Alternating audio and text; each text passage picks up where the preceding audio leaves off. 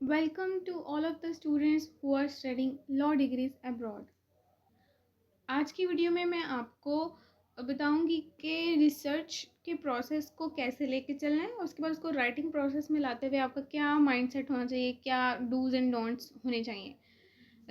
Research से लेकर writing के प्रोसेस तक आपको क्या प्रॉब्लम्स आएंगी और आपने उनको कैसे टैकल करना है।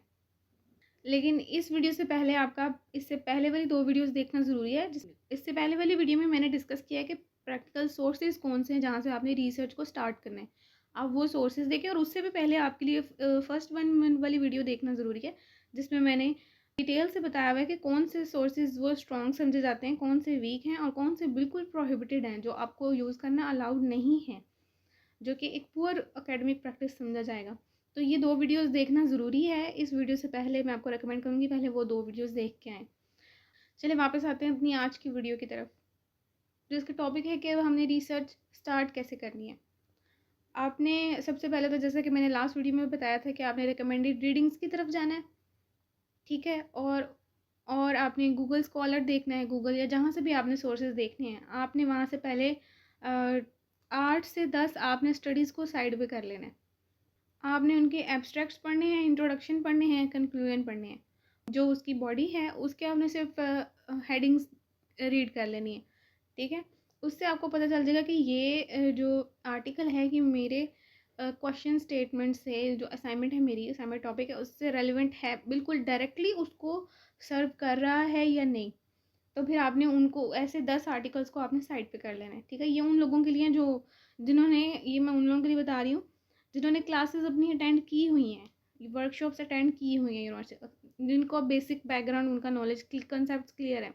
लेकिन अगर आप बिल्कुल बिगिनर हैं, आपने कोई क्लासेस नहीं अटेंड की, आपको बिल्कुल ज़ीरो नॉलेज है, पता ही नहीं है कि ये वर्ड्स ही क्या लिखे हुए हैं, जो क्वेश्चन स्टेटमेंट है उसके वर्ड्स का ही नहीं पता कि ये क्या लिखा हुआ है, तो फिर आपको मैं रिकमेंड करूँगी कि पहले आप विकीपीडिया पे जाएँ और जो लोकल ब्लॉग वेबसाइट्स हैं जिन पर बिल्कुल सिंपल लैंग्वेज में लिखा होता है, पहले कंसेप्ट को समझें और वहाँ पे जाएँ। उसके बाद फिर अपनी यूनिवर्सिटी के ही स्टडी यूनिट्स को ओपन करें, वर्कशॉप्स को, नोट्स को, जो भी वहाँ पे आपको मटेरियल प्रोवाइड किया गया है, वहाँ से पहले अपना इंट्रोडक्शन, अपना एक दोस्ती बना के आएँ टॉपिक के साथ, उसकी अंडरस्टैंडिंग डेवलप करके फिर आप ये गूगल स्कॉलर और इन आर्टिकल्स की तरफ आएँ। उनमें से उनके एब्स्ट्रैक्ट्स, इंट्रोडक्शन वगैरह रीड करके उनको 10 आर्टिकल्स को साइड पे कर दें और सिर्फ वो जो उसके मेन आर्ग्यूमेंट, जिस पे बहस हो, जो point of bone of contention है, यानी कि जो मसला बना हुआ है क्वेश्चन में, कोई ना कोई मसला होता है जिस पे आपने डिबेट करनी होती है कि इसकी राइट साइड ठीक है या इसकी लेफ्ट साइड ठीक है, आपने उस पर डिबेट करनी होती है ज़्यादातर, ठीक है। अब आपने बेसिक अंडरस्टैंडिंग तो अपनी बना ली हुई है, उस पर भी आपने जाना, आपने डायरेक्ट मेन आर्ग्यूमेंट पे जाना है कि इसमें मसला क्या है, बहस क्या हो रही है।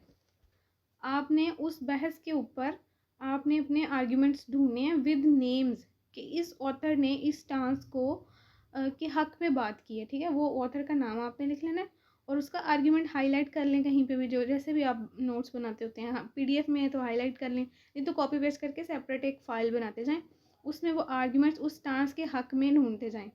उसके बाद आपने वो जो स्टांस आपके क्वेश्चन स्टेटमेंट में दिया हुआ है कि इसको क्रिटिकली एनालाइज करें, या लिखा होगा डू यू एग्री, या लिखा होगा डिस्कस, जो भी लिखा होगा, आपने हमेशा उसके, अगर नहीं भी पूछा ना उसका ऑपोजिट स्टांस, फिर भी आपने ऑपोजिट स्टांस पे आपने वर्क करना है कि जो स्टांस दिया हुआ है, अगर मैं इसके खिलाफ अगर मैं देखूँ कि क्या आर्ग्यूमेंट्स मौजूद हैं उसके ऑपोजिट में, तो वो भी आपने ढूंढ के लिखने हैं, ठीक है। साइड पे रैंडम रफ वर्ड्स में जस्ट या बेशक कॉपी पेस्ट करके साइड पे अपने नोट्स बनाते जाएं।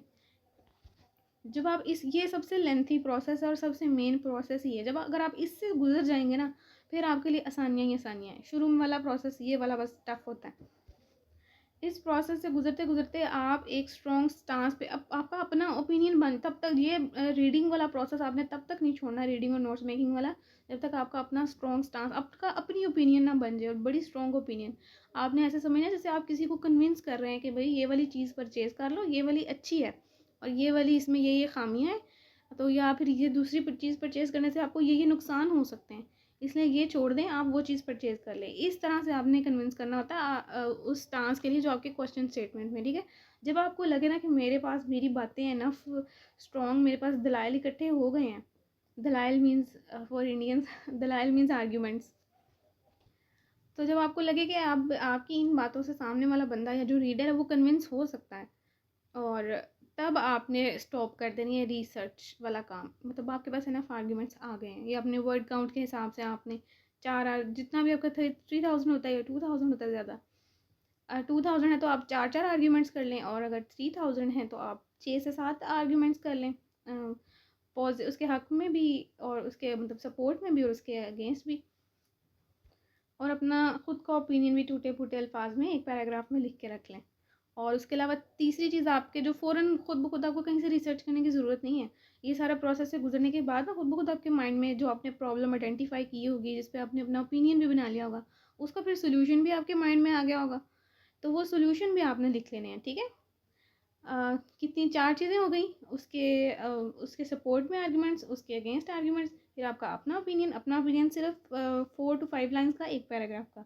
फोर्थ वन आपके उसका सोल्यूशन भी थोड़े से आपने इतना लंबा लेंथी पैराग्राफ नहीं लिखना। सोल्यूशन भी आपने 3-4 पॉइंट्स में, ये 3-4 लाइन्स में आपने बता देने हैं, ठीक है। अब मैं आपको टाइमिंग बता दूँ साथ ही। उन लोगों के लिए जो बिल्कुल जो प्रो बनना चाहते हैं रिसर्च में, इसमें राइटिंग में, और बहुत एक्स्ट्रा 80+ मार्क्स लेना चाहते हैं, उनके लिए मैं रिकमेंड करूँगी कि 3 दिन का मतलब सारा दिन नहीं, 3 दिन 8 से 10 घंटे, ठीक है। आपने डेली रिसर्च और ये नोट्स मेकिंग वाला काम करना है। और ये 3 दिन का गैप, अब कुछ लोग सवाल करेंगे कि अगर हम 10 घंटे की बजाय एक ही दिन में 12 to 14 आवर्स अगर हम काम कर लें, बीच में गैप 2 दिन में कर लें इस तरह से, तो ये गैप ज़रूरी है। जो मैं आपको अपने पर्सनल 3 साल के एक्सपीरियंस से बता रही हूँ कि ये रिसर्च प्रोसेस और नोट्स मेकिंग का से लेकर राइटिंग तक के प्रोसेस में ना, अभी राइटिंग स्टार्ट होने से पहले तक ये 3 दिन एक सोना जो दरमियान में, ये जो मैं ब्रेक बता रही हूँ ना, ये दरमियान में जो मैं ब्रेक का बता रही हूँ, ये ज़रूरी है। इस ब्रेक के दौरान ही आपके माइंड में जो आपने इन्फॉर्मेशन भरी होती है ना, वो उसका एनालिसिस उस आपकी स्लीपिंग टाइम के दौरान एनालिसिस बनता है आपके माइंड में। तो जो आपने लोड्स ऑफ रिसर्च और इतना मटेरियल रीड किया होता है ना, उसको थोड़ा सा प्रोसेस होने में टाइम लगता है ह्यूमन ब्रेन को। तो आपने 3 दिन रिसर्च करते रहना है, डेली 8 से 10 घंटे रीड करते रहना है और नोट्स बनाते रहना है until you reach a strong stance. आपका अपना ओपिनियन बिल्ड हो जाए, आपको लगे कि अब मेरी इन बातों से जो है सामने वाला बंदा कन्विंस हो सकता है। ये वो मोमेंट होता है जब आपको फुल अंदर से आपके कॉन्फिडेंस वाली आवाज़ आती है कि ये मेरी असाइनमेंट ना सिर्फ पास होगी बल्कि बहुत ज़बरदस्त मार्क्स लेके आएगी। आपको किसी थर्ड पर्सन से चेक करवाने की भी ज़रूरत नहीं पड़ेगी ऐसी असाइनमेंट के ऊपर, क्योंकि इस पॉइंट पे आपका कॉन्फिडेंस बिल्ड हो चुका होता है।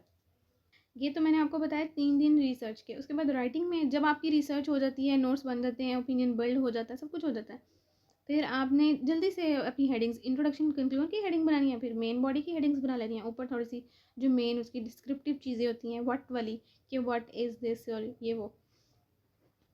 जैसे कोई एनवायरमेंटल लॉ के ऊपर है आपकी, किसी एनवायरमेंट के ऊपर है आपकी अगर असाइनमेंट, तो फिर आपने ऊपर इंट्रोडक्शन के बाद थोड़ी सी इंट्रोडक्टरी हेडिंग्स देनी है कि जी व्हाट इज़ एनवायरमेंटल डिग्रेडेशन, और उससे रेलिवेंट जो कोई कन्वेंशन है अगर आप उस पर डिबेट करें तो उसके बारे में थोड़ा सा ब्रीफ इंट्रोडक्शन हिसाब है। उसके बाद फिर आपने Aahista Aahista step by step उस पर आना है, आर्ग्यूमेंट्स पे आना है। हाँ, तो मैं कहती कि राइटिंग प्रोसेस को भी आपने 2 दिन देने। जब आप 3 दिन की रिसर्च कर लेते हैं तो आप 1 दिन में ही लिख लेते हैं, ठीक है। आपने अपना जो मेन आर्ग्यूमेंट्स वाले पॉइंट है ना, वो तो आपने 1 दिन में फ़ौरन पहले आपने वो ना आपने इंट्रोडक्शन लिखना है, ना आपने कंक्लूजन लिखना है, लिखने की तरफ नहीं बढ़ना, वो पहले नहीं लिखना। आपने पहले वो मेन बॉडी, मेन आर्ग्यूमेंट्स जो सपोर्ट और अगेंस्ट में, वो लिखने हैं, अपना ओपिनियन लिखना है, और उसका वे फॉरवर्ड यानी सॉल्यूशंस हैं वो लिखने हैं, ठीक है। वो आपने पहले दिन में ही लिख लेने हो, वो कोई मसला नहीं है, आपके लिए कोई मसला नहीं होना। उसके बाद जो नेक्स्ट डे मैं आपको राइटिंग का कह रही हूँ, उसमें आपने इंट्रोडक्शन कंक्लूजन लिखना है। और अगर आपका स्टेमिना इतना बन चुका हो, आपका दिल करा, तो आप पहले दिन ही सारा कुछ कर सकते हैं, लेकिन मैं दूसरे दिन जाके लिखती हूँ इंट्रोडक्शन कंक्लूजन, और उसकी जो बेसिक डेफिनेशंस वाली जो हेडिंग्स होती हैं ना स्टार्टिंग में इंट्रोडक्टरी, वो फिर सेकंड डे लिखनी है। उसके बाद फिर 2 दिन आपने रेफरेंसिंग में लगाने हैं। अब लोग इस पे अजीब मुँह बनाते हैं कि जी रेफरेंसिंग में इतना टाइम तो नहीं लगता, आप सॉफ्टवेयर से कर लें, आप ऐसे कर लें, वो कर लें। ऑब्वियसली ये कॉमास ब्रैकेट्स लगाने में तो टाइम नहीं लगता है, लेकिन मेरे 3 साल का एक्सपीरियंस है और फीडबैक्स जो टीचर्स के आते रहे हैं, मैं सारे वो पढ़ती रही हूँ। तो ये जो इंट्रोडक्टरी होता है ना, डेफिनेशंस वगैरह, हर बंदे ने, हर स्टूडेंट ने ये लोकल ब्लॉग वेबसाइट से पढ़ के ही खुद से अपने वर्ड्स में ही लिखी होती हैं। आपको पता है कॉपी पेस्ट तो आप कर नहीं सकते, वो फिर प्लेजरिज्म आ जाता है। वो तो खुद से ही लिखनी होती हैं, लेकिन वो आपका ऑलरेडी, क्योंकि कॉन्सेप्ट में वो खुद से ही बंदा लिखता है, लेकिन उनको भी साइड करना। मसला ये है कि टीचर्स उन पे भी इशू बनाते हैं कि इनको आप खुद से कुछ भी नहीं लिख सकते, सिवाय वो एक छोटा सा मिनी पैराग्राफ जो आपका अपना ओपिनियन होता है, उसके अलावा आप खुद से नहीं कुछ भी लिख सकते। मतलब लिखना खुद से ही होता है, लेकिन उसको सोर्स किसी न किसी का नाम लगाना ज़रूरी होता है। तो वो सोर्सेज फिर ऑथेंटिक ढूंढने पड़ते हैं। मैं स्पेशल ढूंढ के, जो बेसिक डेफिनेशंस की बात करें, वो ढूंढ के रीड करके उस सारे प्रोसेस में टाइम लगता है। फिर फुट नोट्स, वो मैं आप पे सेपरेट वीडियो बनाऊंगी, तब आपको पता चलेगा कि 2 दिन क्यों लगते हैं। फुट नोट्स कहाँ कहाँ लगाने ज़रूरी होते हैं, कहाँ कहाँ टीचर्स ऑब्जेक्ट करते हैं। तो और बिब्लियोग्राफी तो फिर जब आपकी फुट नोट्स रेडी हो जाते हैं ना, फिर बिब्लियोग्राफी तो जल्दी बन जाती है। इस तरह टोटल 7 डेज़ लगते हैं, और जो 7 डेज़ के इस रिगोरस प्रोसेस से गुजर के जो बच्चा असाइनमेंट बना लेता है ना, उसके 85 प्लस मार्क्स गारंटीड है मेरी तरफ से। लेकिन जिन्होंने अब जस्ट पास होना है, और जिनको होता है बस जल्दी से सर से उतरे, और जिनको कोई प्रो बनने में या इसमें एक्सपर्टीज़ हासिल करने में कोई इंटरेस्ट नहीं है, तो वो मेरी तरफ से बेशक 3 दिन में बना ले, बेशक 1 दिन में बना ले। उसकी फिर उसमें ना फिर बंदा डाउट में रहता है। इतने थोड़े दिनों में वाली जो क्विकली बनी होती है ना, उसमें फिर डाउट रहता है कि ये या तो आप बहुत एक्सपर्ट हों, फिर चले आप क्लेम करें कि मैं 1 दिन में बना सकता हूँ, 3 दिन में, फिर तो समझ में आता है। मतलब आपका बेसिक अंडरस्टैंडिंग उस टॉपिक में पहले से हो ना, फिर समझ में आता है कि ठीक है, ये स्टूडेंट जो है ना, इसको पहले से नॉलेज है कि 3 दिन में 1 दिन में बना लेगा। लेकिन जिसने बिल्कुल ज़ीरो से स्टार्ट करना है ना, टॉपिक की अंडरस्टैंडिंग पहले डेवलप करनी है, और उसको टाइम लगता है, उसको 7 दिन ही लगते हैं। अदरवाइज़ आप 1 दिन रिसर्च करें, 1 दिन राइटिंग करें, 1 दिन रेफरेंसिंग करें, 3 दिन में ख़त्म। लेकिन फिर उसमें पास होने के चांसेस है ना, उसमें फिर डाउट रहता है, बल्कि फेलियर के चांसेस ही ज़्यादा होते हैं। चले मैं अगेन एम्फोसाइज़ कर दूँ 1-2 पॉइंट्स को, कि आपने इंट्रोडक्शन कंक्लूजन से स्टार्ट नहीं लेना है असाइनमेंट का। ये सबसे एंड पे जाके करना है आपने, जब मेन बॉडी आपकी कंप्लीटली रेडी होगी तब आपने ये काम करना है। उसके अलावा जब आपने रिसर्च स्टार्ट करनी है, तो आप कुछ क्वेश्चंस अपने पास लिख के रख लें, जिनका आपने जवाब तलाश करना है। यानी कि शुरू में व्हाट एंड हाउ आपने पहले देखना है। अपनी मतलब अंडरस्टैंडिंग डेवलप करने के लिए आपको पता होना चाहिए कि ये जो पूछा गया है, आपको पता होना चाहिए कि जो पूछा गया है ये क्या है, ये किस बारे में डिबेट हो रही है, उसकी बेसिक बैकग्राउंड अपना नॉलेज जो है वो एनहांस करें पहले। फिर उसके बाद वाई पे आना है कि ये जो स्टांस है ये क्यों दिया गया है, जो क्वेश्चन स्टेटमेंट में है, इसके ऊपर आपने क्वेश्चन पूछना है कि क्यों, ये क्यों है, तो क्यों के लिए आपने सपोर्ट में जवाब तलाश करना है। फिर क्यों नहीं है, इसके ऑपोजिट क्या है उसके। और अगर आप चाहते हैं कि मैं लेक्सिस नेक्सिस और वेस्टलॉ एज डेटाबेसिस को कैसे ऑपरेट करना है, इस पर भी प्रॉपर ट्रेनिंग टाइप आपका सीरीज़ स्टार्ट करूँ, या आपको वीडियोस रिकॉर्ड करूँ, तो वो भी मैं कर दूँगी, लेकिन अपॉन योर रिक्वेस्ट। अगर ज़्यादा स्टूडेंट्स की रिक्वेस्ट आएगी फिर, अदरवाइज़ मैं उस पर नहीं करूँगी, क्योंकि स्टूडेंट्स इतनी मेहनत नहीं करना चाहते। वो बस चाहते हैं क्विकली हो जाए बन जाए, करे चैट जीपीटी से बन जाए, खुद ब खुद बस कहीं से बन जाए, कॉपी पेस्ट हो जाए, कोई बोर्ड से हो जाए काम, खुद ना हमें कुछ करना पड़े। इसलिए मेरा नहीं ख्याल स्टूडेंट्स को इतने डेटाबेसेस तक में इंटरेस्ट होगा। लेकिन अगर ज़्यादा स्टूडेंट्स का मुझे कमेंट्स आ गए या मैसेजेस आ गए मुझे, तो फिर मैं उस पर भी वीडियो बना दूँगी। बाकी that's all for today's video, and kindly like and subscribe my channel. See you in the next video.